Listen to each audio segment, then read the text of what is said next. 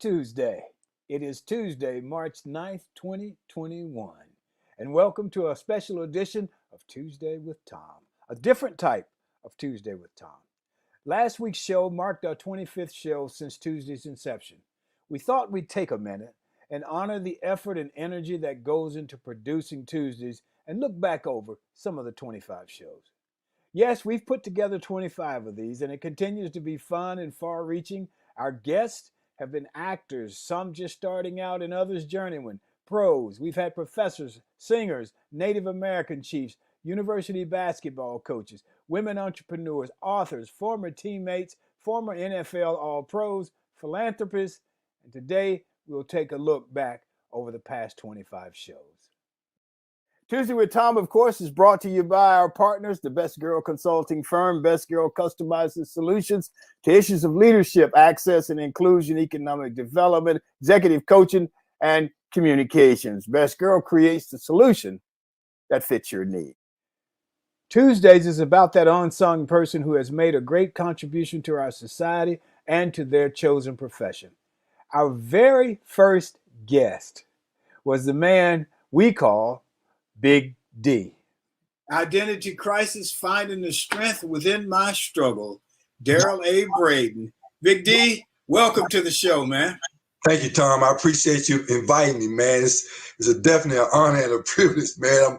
I'm humble and excited to see you, man. God, it's been some years. It has been a while. We go back a few decades, actually. I probably could have went anywhere. I was basically recruited by all the schools in the Southwest Conference, the Big Ten. I had offers, man, everywhere. It was unbelievable. But, I didn't have the proper guidance to make an intelligent decision. My parents never went to college. So when I come to them for advice, I'll never forget my mother saying, well, baby, wherever you want to go, we're going to support you. And that's cool. She gave me the best she had, but, I needed more. And that's what the book is about, a precautionary tale for these student athletes and their parents to make proper decisions by getting all the information that you can, not only about the school, but about the coaches that you're about to play for. Robert Wallace Edwards is from Birmingham, Alabama. She is a socialite. She said I could call her a socialite, not mean any harm. I mean that in a very, very positive way. And Michael Walker is president of the Walker Agency, a full-service insurance brokerage firm. He's out of Atlanta, Georgia. Barbara, we'll let you go first. Ladies first. Thank you. Michael, I have watched pretty much everything you've been in, and I tell you, I'm just so impressed with all of your work. I feel honored to be in the presence of both you and Thom this morning. You're both stars in my eyes, so in your virtual presence means an awful lot to me today. So thank you for all that you've done in the film industry. But I do have a question for you. I know you graduated from Auburn in 1974. When did you actually move to LA and get started in the business? What made you want to even get into the business? Well, thank you for what you said too, Barbara. I really appreciate that. I feel very lucky that I've been able to continue to work, that they let the old guy still roam around. But I left almost immediately. I graduated in the winter of '74. I double majored and stayed on an extra quarter, and I left right on the heels of that and took off. I think my life had been charmed, Barbara, and I wanted to see if I could survive having it roughed up, if I could put myself in a situation where I didn't know anybody or know anything, and see what would happen if I could survive it. And I didn't know anybody or anything, and they knew it when I got there. I can tell you, I heard you won't make it. Oh my, you won't make it. Oh gracious, you won't make it. And you say that to a Southerner enough, and we'll go, I'll show you whether I can make it or not. You don't know me well enough to tell me that. Mm-hmm. So my question is this, sometime there is a definition that defines a case that's been on the books for several years or even decades. And then there's the case that's currently pending, and the outcome is based on what's been on the books. And then the definition on how to rule that on that particular case is changed in midstream. And that totally changes the outcome and penalizes the person that was operating on the former guidelines. How do you reconcile that? Because now you're punishing the person that was in position of strength based on the way it had been done. And then all of a sudden the Georgia Supreme Court comes up and comes out with a new definition. And then the judge who had been ruling all along in that person's favor, all of a sudden flips the switch just because a new definition comes out. Well, if you can unravel that knot, if I could do that, I wouldn't be just a Supreme Court justice. I'd have I don't know what I'd be. You're stepping into some ground that the law professors and law review articles wrestle with and have wrestled with and will continue to wrestle with. There's a lot of theory about stare decisis. And when you are clarifying the law, are you clarifying the law, or are you coming up with something new? And when you're coming up with something new, is it really new, or are you really discovering what was there all the while? And so you can get all into these layers of analysis. But there are times when a case signals the time or the opportunity to change the direction where the law has been based on an assessment that the previous law just wasn't right for whatever reason. And there's a whole analysis that goes along with stare decisis. And stare decisis says, we basically follow the law, that we or follow the decisions that we made before, but it doesn't mean that you always follow the decisions that were made before. There's a whole 4-point analysis as to when you decide to make a change, and a lot of it goes into the reliance interest, is what you're talking about. People have lived their lives with this understanding, and now you're talking about doing something different. Some of it goes to the workability of the previous analysis. Maybe it was on the books, but nobody could ever figure it out, so you had decisions going all over the place, and so it wasn't workable. And so another part of it was whether the previous analysis was well reasoned. Sometimes somebody just came up with something, and then you have to now say, well, this has never really been thought out, and it's getting us in trouble. So now we got to clean it up. I will tell you. So there are also times where there are new decisions that come out that work in favor of what a party is arguing for, but they don't get the benefit of it. So it works both ways, and there is no good answer to how you structure this. One of the things I did learn when I was working for government in Alabama, and it applies wherever you are, whoever believes that man can solve his own problems has never worked in government. Because one of the things you do in government is you paint with broad brushes and you make decisions starting with a certain point in time. And whenever you make a delineation, there's somebody right on the cusp of it that doesn't get the benefit of it. And there's just no good solution to it. Yes, Winona, thank you so much for joining us today. And I'm just totally impressed with what you're doing there in the Atlanta area. Tell us a little bit about the name of your company. How did you come up with Makers as the name of your company? Yeah, good question. So, well, we make things, but I didn't want to use the term maker, the same spelling, M-A-K-E-R-S, that's used all the time. So I looked up the term mockers, and mockers is, the good news about the word mockers is that it means that someone who's really out there and wanting to make a change. The bad part of mockers is someone that, and I think it's Yiddish by origin, and it's someone that is really obnoxious. I'm not obnoxious, at least I don't think I am. But I love the spelling of it because it's hers, H-E-R-S. And as a female-owned business in a space, manufacturing, construction, that's typically male-dominated, I thought, wow, that can actually be a cool spelling. But let's say makers, because we make things, but spell it as mockers, H-E-R-S, because I'm a female-owned business, and I'm here to support and promote and encourage women who naturally are community builders, honestly, to do more of that. And so that's how we came up with Makers. Great, great. And I know you're a native Atlantan. You live there in Yes. Atlanta now. But have your work expanded outside of the Atlanta area? What other areas have you done, building in? What other communities have you gone into, if any at all? Well, sure. So prior to starting Makers, my career really started in North Carolina in Southern Pines, Pinehurst, and then Durham, Raleigh, Chapel Hill, and that's where everything really took off with the community engagement, the design, community planning, economic development, fair housing policy. I mean, it was just an immense amount of information during that part of my career. As far as Maker Studio, right now we are just in the Atlanta metro area, but we are working towards gaining some investment and funding to be able to scale across the country. So that's what we're working on right now. Sam, I want to commend you on your efforts and the accomplishment of completing such a difficult task. And I have two questions. Thank you. You're absolutely welcome.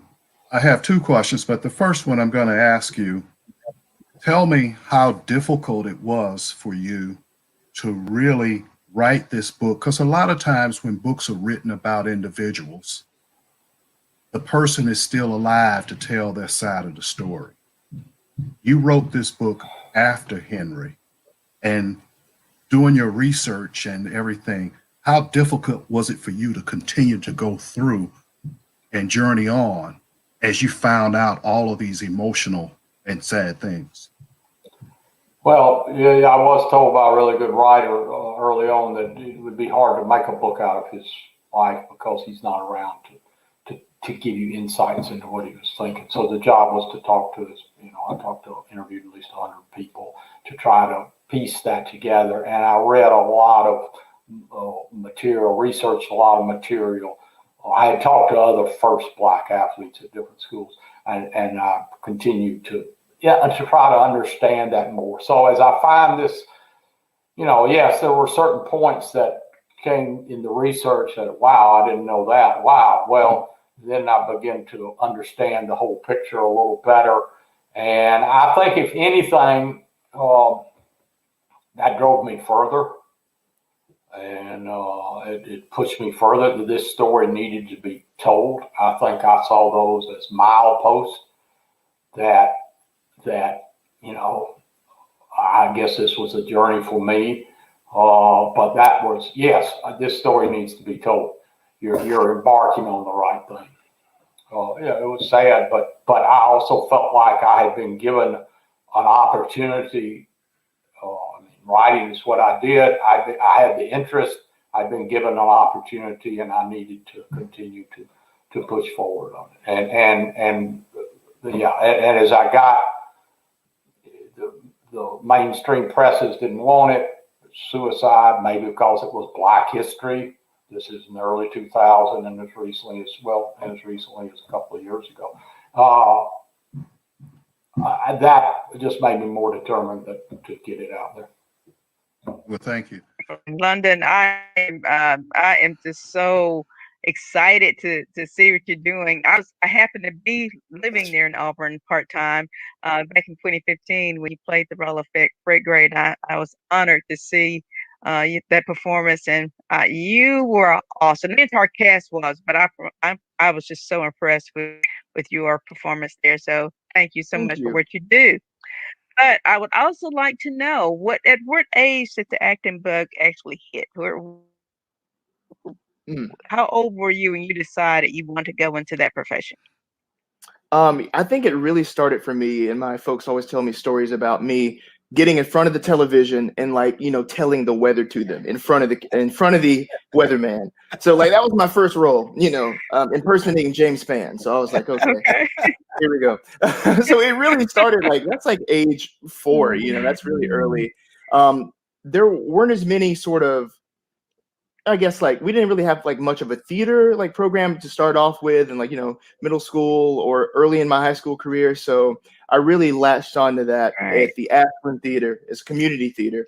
So I really fell in love with the people there, and that really kind of just showed me that I really enjoyed doing this, and that was my launch pad basically. And then I just went to Auburn. Well, first off, I always knew I was going to Auburn, but once I got there and discovered they had this like great theater program, I was sold. Absolutely. Coach, I want to talk to you about player development. And two players stick out in my mind, first of all, and you spoke about him, the little big man, Jared Harper, and Chuma Okeke. When Jared first came in and started as a freshman as a point guard, he used to drive me nuts with his decision making. And Thom and I used to talk about it all the time, and taking ill-timed shots. I won't necessarily say they were ill-advised, but they were ill-timed shots based on the flow of the game. And I was going bananas.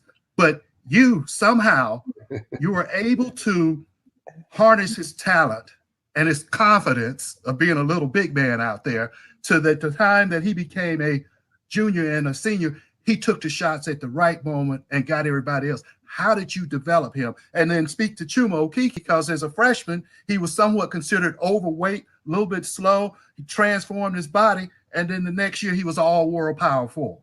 Man, Michael, if this thing on radio with Thom don't work out, you could be one of my assistant coaches, because you preach it, brother. Yeah, I need to put you in a living room. I need to get you a Zoom call with the next prospect. Listen, it's absolutely not about the coaches. Now my assistant coaches do a great job with player development. I'm telling you, they do a phenomenal job, and they spend a lot of time in the gym with these kids. You know why? Because they're all really good fathers, and they're developing their sons, and they're in the gym with their sons, and there's no better way of doing that. Ira Bowman is an incredible player development guy and teacher. Wes Flanagan, Stephen Pearl. Those guys have just done a tremendous job. I got one of the best strength coaches in the country, and Damon Davis. So I surround my kids with really good players. As far as the thing with Jared, it's just about being patient. They got to play their way in and out of things. They got to experience different things. That's my team this year. They've got to be able to see it, experience it, see where they're going to have success, see where they're going to have some fail, see where those decisions to not step in and take that charge or make that foul or take that shot or pass on that play cost us a victory. That's got to hurt, burn, and then that's the way that, unfortunately, that's the way, they will learn. But if again, it's about trust. And I will say this: our generation and a lot of the kids that I coached aren't very trusting. They've been promised a whole bunch of things. Some of it has been not all delivered. And so a couple of things. And my players don't care. They don't care how much I know. They don't know how much I care. I better care about them. And number two, we got to trust each other. So I don't want them looking over the bench at me when they take that shot. If they'll play defense, if we'll create possessions, if we'll play hard, if they'll play unselfishly, and they take a bad shot, so be it. I don't want them. I don't want them looking over the bench and worrying about making mistakes. I want them to play with some freedom. And that was a great case with Jared. Here's the deal with Chuma. My job also is not put the kids in positions to fail. So you're right. Chuma didn't come in very physically strong. That wasn't his deal. And he might have been carrying a little bit of weight that wasn't doing anything. But we fixed that. It took us 2 years to get his body right, but he deserves the credit because he was in the gym. He learned to eat better. All that stuff. His freshman year, everybody was wondering, why isn't Chuma doing more? I thought this guy was going to be this and that. I kept on praising Chuma, and fans were going, I don't see it. I just don't see it. Part of it was his unselfishness in the sense that Chuma didn't want to do things he couldn't do yet. And I didn't force him to do those things, in spite of getting some criticism from some people like in Atlanta said, man, he's supposed to be better than that. But if people saw him failing, scouts saw him trying to do things and failing, they went, oh, he can't do it. And they make their decisions.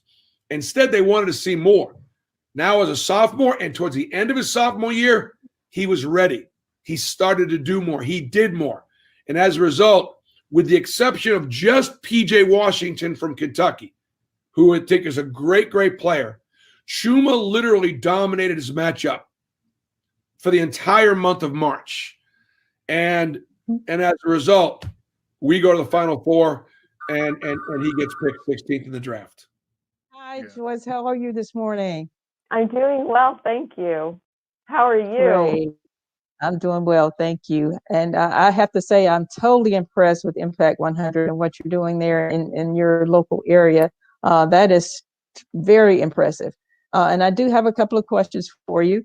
Looking at your website, it talked about the Next Gen program and also your evergreen programs that you have there. Can you explain that for our viewers what that is? Because I thought it was very, very interesting. Absolutely. So there are younger women who are just starting out in their professional careers, and they may not have $1,000 that they can donate all at one time. And so again, we have very generous members who are willing to sponsor a younger woman. So if you are between the ages of, I believe it's 21 and 39, you can apply to be a Next Gen member. And if your application matches with a donation from a member, then in your first year you pay $500 and the member pays $500 for you. In your second year, you pay $750 and the member pays $250 for you. And then by your third year, you'll pay the full $1,000. And the thinking behind that, Barbara, is that it gives you time during the year to save your money so that by the time April rolls around, you have enough to pay for your membership. Yes, that is wonderful. Absolutely wonderful. The Evergreen program we established so that we would have a better idea of the minimum amount we would have for grants each year. So if you're an Evergreen member, you are basically saying, I will be a member of Impact 100 every single year. You don't have to ask me. You don't have to bother me. You don't have to send me repeated messages asking me to renew, because I'm telling you that I am evergreen. I will always be a member of Impact until I tell you otherwise. And so those are members we know will be returning year after year.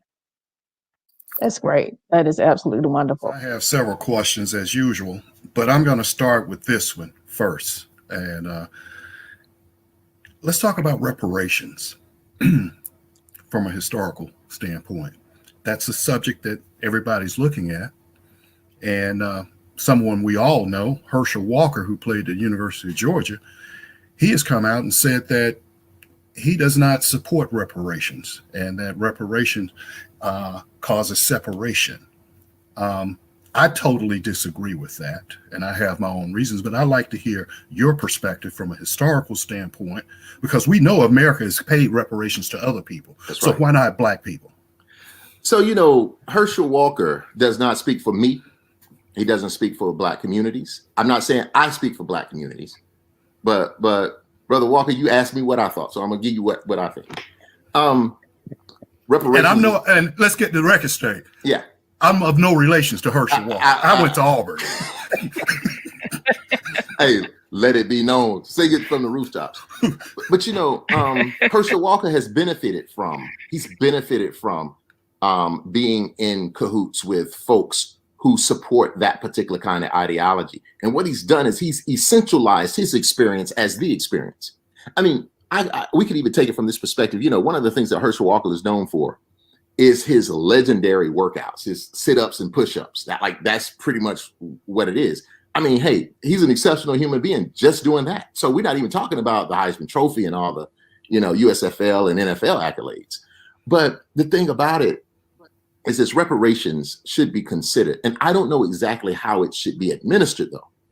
And what I'm saying is, you may not want to give a lump sum of money, because different folk have different values in terms of they can spend up all the money and then be in the same predicament.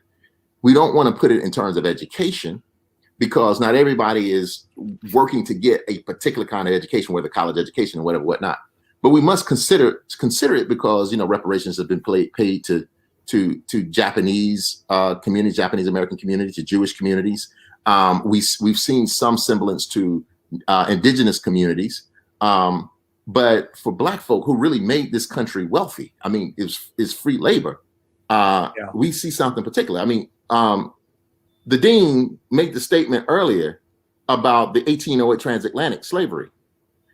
and see, from the onset of the founding of this country, the American South was always at war because they understood that their political economy was slavery. And after 1808, when cotton becomes king and slavery really becomes lucrative, they begin to smuggle Africans by the millions into the southeastern United States of Louisiana, Mississippi, Alabama, Georgia, Tennessee for cotton. And so when we start talking about that, I mean, let me give you all an example of something, and then I'll leave this alone. In 1860, on the eve of the American Civil War, Mississippi was the richest state in the United States. Louisiana, Mississippi, Alabama, and Georgia basically shared in about 71% of all of the cotton that was produced. In that one year, the cotton alone was worth, in today's terms, $126 billion. Just the cotton. We're not talking about the ships. We're not talking about the maintenance of the enslaved Africans. We're not talking about the cotton mills. So what I'm saying is, when you're making that kind of money, this is what I do with my students, particularly my Black students. When you're making that kind of money, you understand that laws are created to keep you in place. So I think that Herschel Walker needs a real lesson in history, and he needs that real come to Jesus moment that we talk about in the Black community. Agreed. Best Girl is a consulting firm that provides customized leadership, access and inclusion, public relations, communications, and organizational consulting services. Clients include Fortune 500 companies, utilities, higher education institutions, small businesses, and associations. Best Girl's team of consultants, led by Joyce Gilly-Gossam, Emily Hedrick, and Sean Jones, partners with business and education clients to promote organizational effectiveness, communication, motivation, and leadership, with always an impact on the bottom line. Best Girl's customized consulting services include strategic planning, corporate communication, executive coaching, fundraising, and economic development. And now let's go to what I call, in Hollywood, they have the A-list. You're an A-list star. Well, on Tuesdays with Thom, we've got the G-list. And we have a lady with us today who lives at the top of that G-list, Cheryl Jones from Jones & Company. We've been lucky the past 2 weeks to have two people from the entertainment world. And that's one of the hardest businesses to find success. And when I say to find success, that means you're able to make a living in the entertainment world. Last week, we had Michael O'Neill. Today's guest is the leader and the music director of Jones & Company, a mainstay on the Gulf Coast for 25 years. She is called the Destined Diva, or Dr. Diva of the Emerald Coast. Let me introduce my special guest today, the diva herself, Dr. Cheryl Jones. Hey. Hey, Cheryl. Good morning. Good morning. Good morning. You're going to perform for us this morning, I understand. I'm looking forward to it. Thank you for this invitation. You're very welcome. Let's hear what you got. Thank you. This special request is for music by Aretha Franklin, Natural Woman. Looking out across the morning rain, I used to feel so uninspired, thinking about all I've had to face. Oh Lord, I used to get so tired. Before the day I met you, life was so unkind, but you're the key to my peace of mind. 'Cause you make me feel, you make me feel, you make me feel like a natural woman.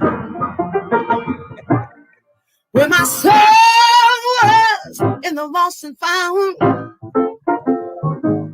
you came along to claim it. When I didn't know what was wrong with me, yes, your kiss helped me to name it. Now I'm no longer doubtful for what I'm living for. As long as I make you happy, I don't need to do more. 'Cause you make me You make me feel, you make me feel like a natural woman. Oh, yes, what you done to me. Ooh, you make me feel so good inside. And I just wanna be close to you. Yeah, you make me feel so alive. Hey, you make me feel. You make me feel. You make me feel like a natural woman. You make me feel. Is John Lux. And John is executive director of Film Florida, a not-for-profit entertainment production trade association that serves a leadership role in Florida's film, television production, and digital media tech industry by representing all aspects of the business, including film commissions, industry, labor associations, and education. John Lux. John, welcome. Thank you. Thanks for having me on. I mean, Auburn, Florida doesn't have a statewide incentive plan. So, yes, it is true. Florida does not have a statewide incentive program. We're unfortunately the only state in the Southeast without one, and one of only 17 states in America without one. Wow. That certainly puts us at a competitive disadvantage. There's no doubt about it. And look, you know, we're having a lot of discussions about that to see how we can change that. But the reality today is that we don't have that. And so we do have 6 counties that have local incentive programs. We have a couple of municipalities that have some local programs. No one will ever argue that a local program or a municipality's program is just as good as having a statewide program in Georgia or Alabama or Texas or Louisiana. You know, no, but we know where our wheelhouse is right now, and Florida's focus really is the $0 to $2 million budget right now. Right. We certainly would love to have the $5 to $25 to $30 to $40 million budgets, but that the reality is that's just not the wheelhouse we operate in right now. Doesn't mean we don't get any. We actually have 2 major television series in Florida right now that fall into that category, and so we still are out there fighting like crazy to get them. But the reality is we're in the $2 to $5 million range. That's kind of the wheelhouse for those local incentive programs. You know, money's always going to be important. Incentives are always going to be important. We're trying to put the message out there that, you know, safety is, you know, right up there, if not more important than the bottom line right now. And so as an industry here in Florida, our focus is to show people that they can come here and be safe and execute their production. And does that mean maybe we'll get some that may think some other states aren't being as safety conscious? Maybe. I mean, there's no way to really know. But all we can control is what we're doing, and what we're doing is trying to continue to, you know, send out little bottles of hand sanitizer with the Film Florida logo on them, and masks, and try and, you know, through our social media, show people that we're being as safety aware as we possibly can. And then, you know, we're coming up on elections. Right after elections in the new year is a legislative session here in Florida. And so there certainly is a lot of discussions going on about incentives. We firmly believe that our industry can be a very important part of Florida's economic recovery. You know, I mean, when you look at what our industry truly is from a business standpoint, it's diversifying Florida's economy, it's high wage jobs, and it's a fast infusion of cash. A lot of people don't realize that when an average film or television series comes to a location, they're going to drop $20 to $30 million in a period of 3 to 4 months usually. Mm-hmm. And you tell me a place in Florida right now that doesn't want that and doesn't need that. And so our message to legislators is we want to be part of the solution in getting Florida's economy back on track. But Ann Tucker is the chairman of the Tribal Council of the Muscogee Nation of Florida. She has a BA from Florida State in Cultural Anthropology and an MPA from Troy State in Public Administration. As I said, she's the current chairwoman of the Muscogee Nation of Florida, the Florida tribe of Eastern Creek Indians, located in the Bruce Indian community of Walton County, Florida. Members of her community are directly attached to the Creek towns affected by the Treaty of Fort Jackson prior to 1814, as determined by the Department of the Interior Bureau of Indian Affairs. There's a whole bunch more, but we're going to get into that. So I'm just going to welcome her this morning. Good morning. Good morning. How are you? you? I'm fine, thank you. It's nice to be here with you. Tell us about being the, I don't want to use the term chief, but the chair. So tell me how that works. I'll tell you how this works because it worked here sort of like it did way back in Seminole in the old days. You get 4 sticks and whoever draws the short stick has to deal with the government. So I can't, the old people call me back. I had served for about 20 years and said I wasn't serving anymore. And they call me back and they had black and white stones that they voted on who would be the chair. But at the time, I didn't know that they had stopped elections so that whoever got into this position couldn't get out. So I've been stuck in this position for quite some while, quite some time now. And the government and I have had many adventures together. And when you say the government, you're talking about the government of the U.S.? Yes, our tribe is one of basically 3 tribes that are petitioning for federal recognition with the Bureau of Indian Affairs. And this year marks year number 75 that we have petitioned. Year number what? Are you cut 75. out? 75. Oh number God. 75 is Randall Horton, who is a professor of English at the University of New Haven. Randall is the author of The Definition of Place, Lingua Franca of 9th Street. And Randall, I hope I pronounced that correctly. I'm sure you'll correct me. And his poetry prizes include the Gwendolyn Brooks Poetry Award, the Bill Gonzalez Prize for Poetry. He has an MFA from Chicago State University and a PhD from SUNY Albany. And his book that I am most familiar with is Hook, which he'll talk a little about. His latest book is a book of poetry entitled 289128, and he will explain that when he comes on. And let me just give a little personal note. I've been knowing Randall since he was in high school. I was the B team football coach at Parker High School. Randall was one of my players. He played wide receiver and defensive back. He corrected me today and told me he played defensive back. And we had a lot of fun, and it's great to reminisce about that. So let's bring on Randall Horton. Hey, Thom. Good morning. Good morning, my brother. How you doing? I'm doing great, man. How you doing? Doing well, man. Good to be here. Good to see the show, and thank you for having me, man. It means a whole lot, Well, for sure. You're one of my favorites. We had when we started talking about those days on the B team, we have a lot of fun. Right. No, it's always good to reminisce, man. Keep us grounded. Always. I always say, as a head coach, I was 2-2. We won 2. We beat my friend who was the coach of Carver. We beat him, so I was good. But you're going to read one of your poems for us before we get started. I'm going to read one of my poems before I get started, and we'll get into the conversation. How about that? That'd be great. Thank you. All right. So this comes from 289128, property of the state, or this malice thing never to be confused with justice. Nothing symbolic, okay? Dark is dark. Cage is cage. Hunted and hunter are both in the literal. Make belief and what ifs do not exist. A lie. Nothing cryptic here. Okay, rape is rape. Pray must pray. No minute in the future safe from quiet insertions of a shank and masking tape. Okay?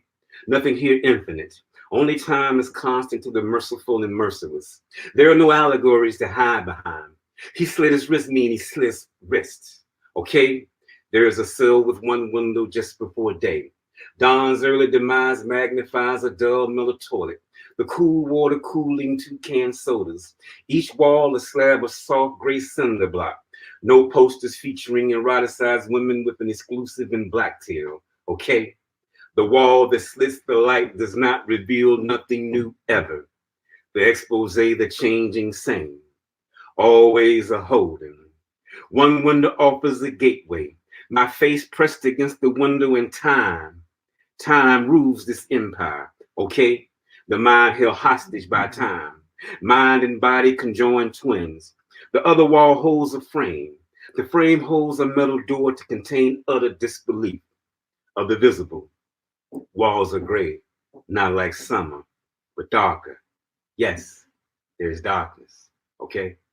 Wow. Thank you, man. That's great. Thank you, brother. That's our show. Thank our sponsor, Best Girl. If you're interested in having your business be a sponsor of the show, get in touch with us. I want to thank Emily Hedrick, the communicator, our producer. Thanks, Sean Jones, the organizer. It's a wrap. Enjoy yourself. Make every day count. Stay safe and peace.